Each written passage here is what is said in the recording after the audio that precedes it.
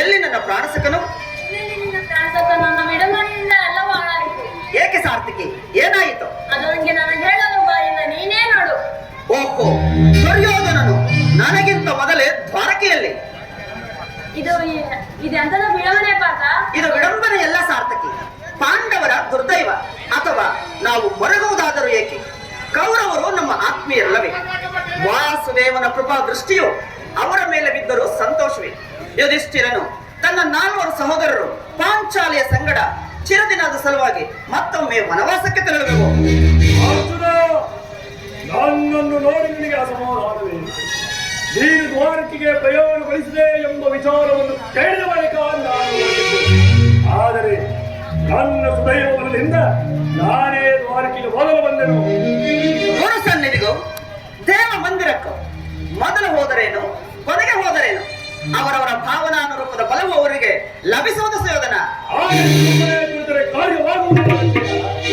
ಈ ಸಮಯದಲ್ಲಿ ಹಲವಾರು ಕಡೆ ತಿರುಗಾಡಿದರಲ್ಲವೇ 4 ರಾಜರ ಸಹಾಯವು ದೊರಕುವುದು. ನಾನು ದ್ವಾರಕೆಗೆ ಬಂದಿದ್ದು ಈ ಮಹಿಮಾ ಮೂರ್ತಿಯ ಪರತಲದಲ್ಲಿ ಕುಳಿತು 4 ಹಿತವಚನಗಳನ್ನು ಕೇಳಿ ಹೋಗಬೇಕೆಂಬ ಇಚ್ಛೆಯಿಂದ. ನಿನಗೆ ಬೇಕಾದ ಸ್ಥಳದಲ್ಲಿ ಕುಳಿತುಕೋ, ಆದರೆ ಈ ಸಾರಿ ಕ್ರೈಸ್ತನು ನನ್ನ ಕೈಗೆ ಒಂದು ವೇಳೆ ಸಿಕ್ಕಿ ಬಿದ್ದರೂ ಸಂತೋಷವೇ. ಪಾಂಡವರ ಸಮನಿಗಳಲ್ಲಿ ಒಂದೇ ವಂಶದ ಪವಿತ್ರ ರಕ್ತ ಹರಿತಿರುವುದರಿಂದ ಎಂಬುದನ್ನ ನಾನು ಮರೆತಿಲ್ಲ ಸುಯೋಧನ. ನಾನು ಮರೆತಿಲ್ಲ. ಜನಾರ್ದನ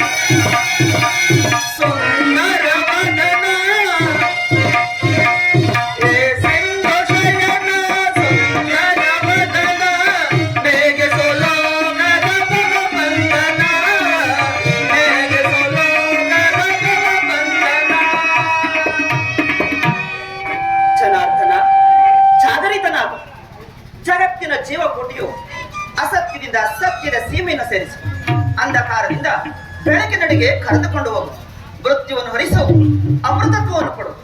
7 ಚಕ್ರಪಾಣಿ 3 ಲೋಕದ ಮಂಗಳವು ನಿನ್ನಲ್ಲಿಯೇ ಐಕ್ಯವಾಗಿರುವುದು.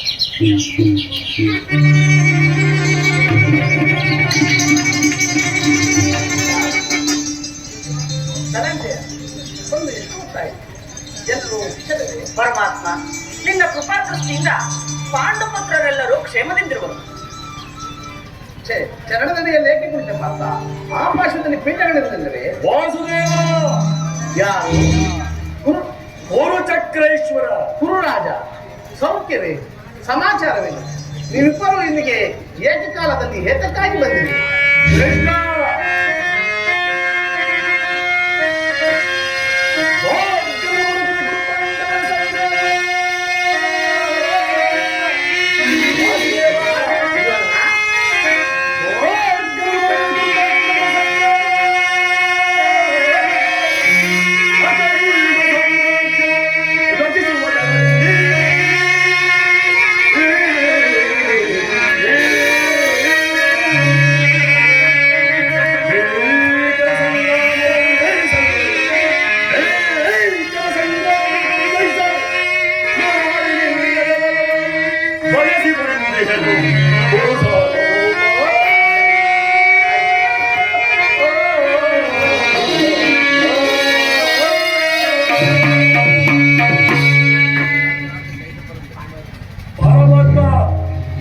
ಪಾಂಡವರಿಗೂ ನಮಗೂ ಯುದ್ಧವು ಸಂಘಟಿತವಾಗಿರುವುದು.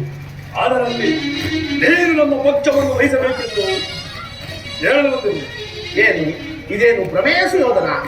ಅನೇಕ ರಾಜರುಗಳು ಹಾಳಿ ಹಳಿದು ಹೋಗಿರುವ ಈ ಭೂಮಿಯನ್ನು ಬಯಸಿ ಸಮರವನ್ನು ಬಯಸಬೇಡ, ಯುದ್ಧ ಬೇಡ ಬಾವ. ಅದು ನಿನ್ನ ಪ್ರಮೇಯ ಕೃತ್ಯ. ಕೆಚ್ಚನೆಯ ವೀರ ಗುರುಕುಲ ಸೆಂಬ ಮೂರು ಚಕ್ರೇಶ್ವರನಿಗೆ ಶ್ರಾವಣದ ಬೀದಿಯೇ ಮಾಡದ ಬಂಡರಿಗೆ ಉಂಡೆ ಸೇರಿ ಹಳಚಂಡಿಗೆ ಹೋಗಲಿವನ್ನು ಮಾಡಿ ಚಂದ್ರ ವಂಶದ ವೀರರು ಯಾರೆಂಬುದನ್ನು ನಿರ್ಧರಿಸುವುದಕ್ಕೋಸ್ಕರವಾಗಿಯೇ ಈ ಸಮರ ಮಾಡುವ ಭಾವ.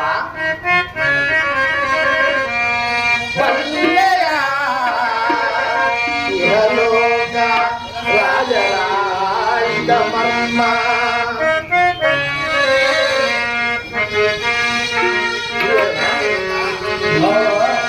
ಬಲ್ಲೆಯ ಇಹಲೋಕ ರಾಜರಾಯಿದ ಮರ್ಮ ಗತಿಸಿ ಮರಳಿ ಭೂಮಿಗೆ ಬಂದರೆ ಸ್ಥಿರವಿಲ್ಲದ ಮಾನವ ಆಸೆ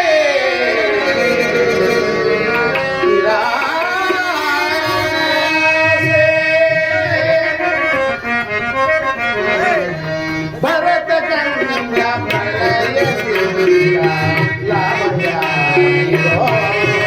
ಸಂತಾಪ ದುರಿತ ಬೇಡವೋ ಈ ಹಠ ಸಮರ ಸಾಹಸ ಅನುಚಿತ ಭರತ ಕಣ್ಣ ಪ್ರಳಯದಿಂದ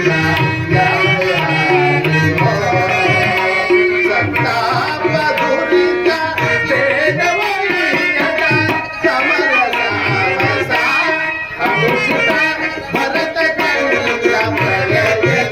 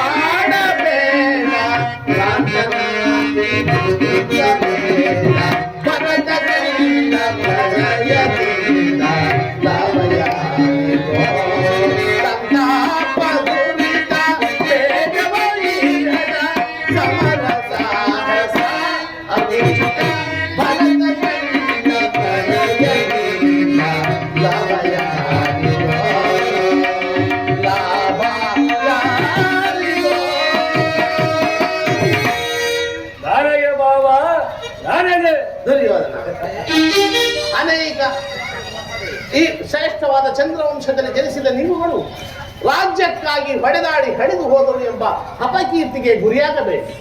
ಸುಂದರವಾದ ಭರತ ಭೂಮಿಯಲ್ಲಿ ರಕ್ತ ಸಾಗರವನ್ನು ಹರಿಸಲು ಯೋಚಿಸಬೇಡ, ಯುದ್ಧ ಬೇಡ ಬಾವ. ಕೃಷ್ಣ, ಮಮ ಪಾಂಡವ ಎಂಬ ಬಿರುದಾಂಕಿತವನ್ನು ಕಾಪಾಡಿಕೊಳ್ಳಲು ಅದೆಷ್ಟೊಂದು ಶ್ರಮಪಡುತ್ತಿರುವೆ.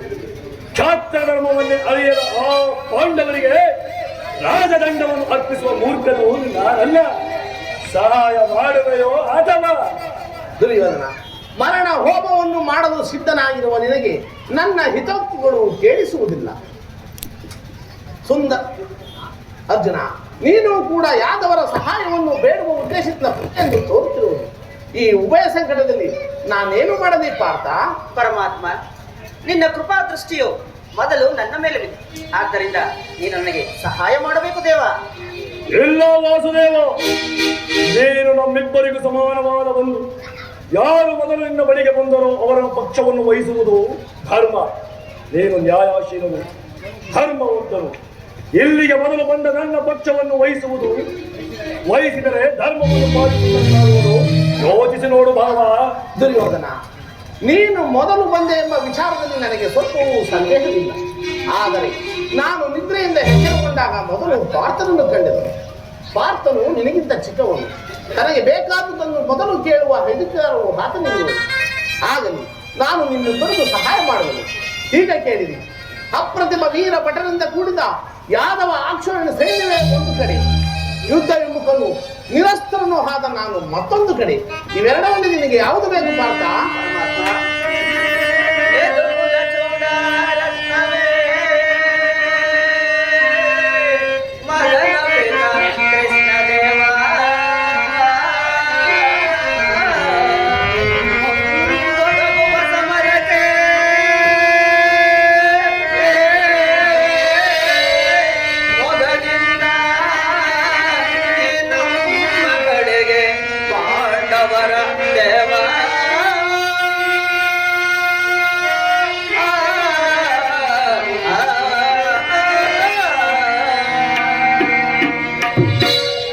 ಚೂಡಾಮಣಿ, ನಾನು ನಿಮ್ಮನ್ನೇ ಅಪೇಕ್ಷಿಸುವೆನು. ತಥಾಸ್ತು ಪಾರ್ಥ.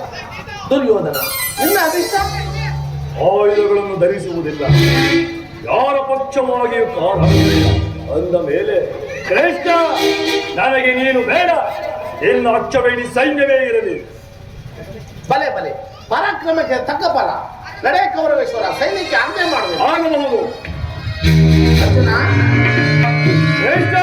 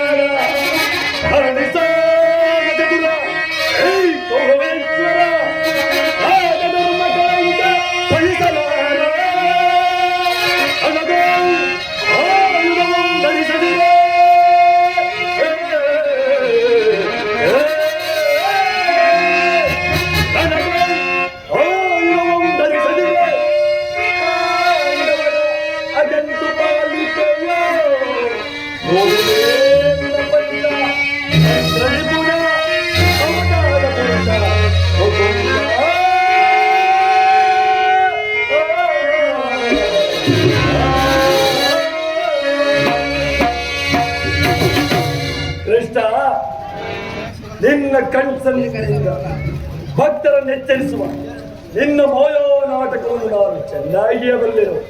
ಆಯುಧಗಳನ್ನು ಧರಿಸಿ ಯಾರ ಪಕ್ಷವಾಗಿಯೂ ಕಾಲಾಡುವುದಿಲ್ಲವೆಂದು ಪ್ರತಿಜ್ಞೆ ಮಾಡಿರುವೆ. ಪ್ರತಿಜ್ಞಾ ಭಂಗವಾಗಿದ್ದು ಎಚ್ಚರ. ಶತಕೋಟಿ ದಾನವರೊಡನೆ ಹೋರಾಡಿ ನನ್ನ ಸುದರ್ಶನದಲ್ಲಿ ಹರಿತವಿಲ್ಲದಂತಾಗಿದೆ. ಆಡಿದ ಮಾತನ್ನು ಹಿಂದಿಗಾದರೂ ಮರೆಯುವುದುಂಟೆ. ನಡೆ ಕೌರವೇಶ್ವರ, ಸೈನ್ಯಕ್ಕೆ ಆಜ್ಞೆ ಮಾಡುವೆನು. ಆಗಬಹುದು.